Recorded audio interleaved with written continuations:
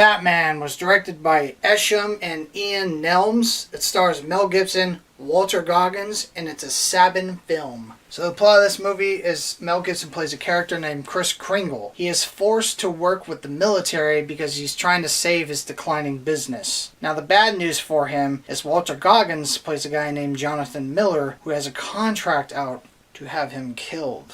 So I do want to mention right up front that the trailer is a little odd. The marketing was off point. I think a lot of people think Mel Gibson plays a Santa Claus where he dresses up in the red suit and the beard and all that. He doesn't do that. He's just called Santa Claus. The movie was quite fun for most people. I think if you are bored and you have no options or anything new to watch and you really need something, and something that's not too long, I think this is perfect for you. It's about 95 minutes. That's about the runtime on it. Walter Goggins does a great job as the hitman. He takes the show and sweeps it right under Mel Gibson's feet. He is amazing in this role. I could tell he was really liking it, and he did a damn good job.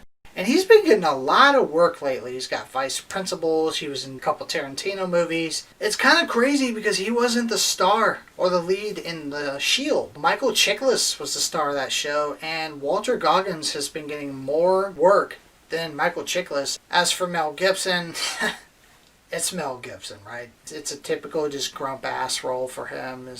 I'm going to save my business, and I'm going to do it my way. Oh, I have to work with you. All right, we have to work with these guys. Listen to them. We're going to have to do what they tell you. Just trust me on this. It's a pretty typical role for him. He didn't do bad. I'm not saying he did bad. He's had better roles, is what I'm saying. There's not much range for him here. I think this was just a quick buck for him. But this is a lot better than Force of Nature.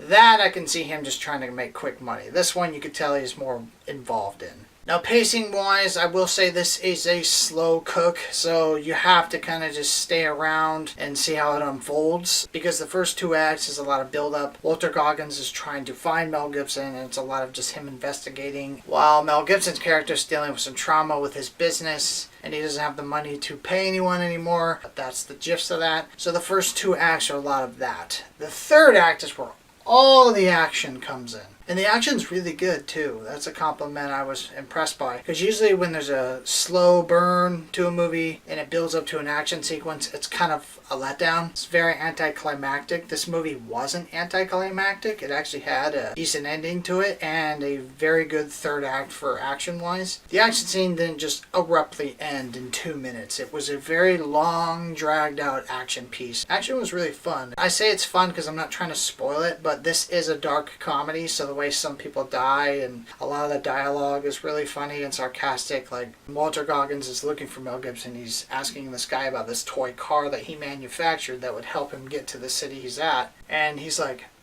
looking around. He's like, is there any way for me to sit while we talk about this? Walter Goggins like, does it look like there's anywhere to fucking sit? It's that kind of dark humor. So this is a dark action comedy. So in the third act, it is fun. It does pay off for the slow burn. It does. I hate movies that don't pay off.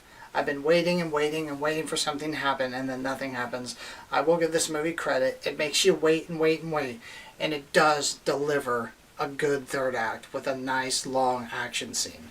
The ending, though, can't spoil it, but I'm confused. I would have to watch it a second time. I can't tell you what it is, but I didn't get it.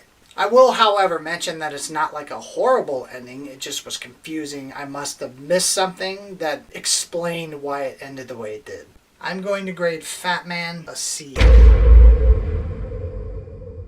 Now, I usually don't do this, but I am going to tell you the next movie I'm reviewing, and it's going to be Wonder Woman 2. Well, Wonder Woman 1984. Sorry. I want someone being like, that's not the fucking title. It's Wonder Woman 1984, not Wonder Woman 2. And you get those fucking nerds that just, they nitpick every little detail and they just attack you and turn into social warriors online. Get a fucking life. No, it's not called Wonder Woman 2. It's called Wonder Woman 1984. It's like, okay. It's still Wonder Woman 2. No, just like the Avengers, and then there's the Avengers Age of Ultron. Well, it's Avengers 2. You know, I call it Terminator 2, not Terminator Judgment Day. So, that is coming out on Christmas Day on HBO Max if you're interested. That is going to be my next review. I will be posting that as soon as I see it and have it up as soon as possible. Thanks for watching, and I'm going to catch you guys on that review.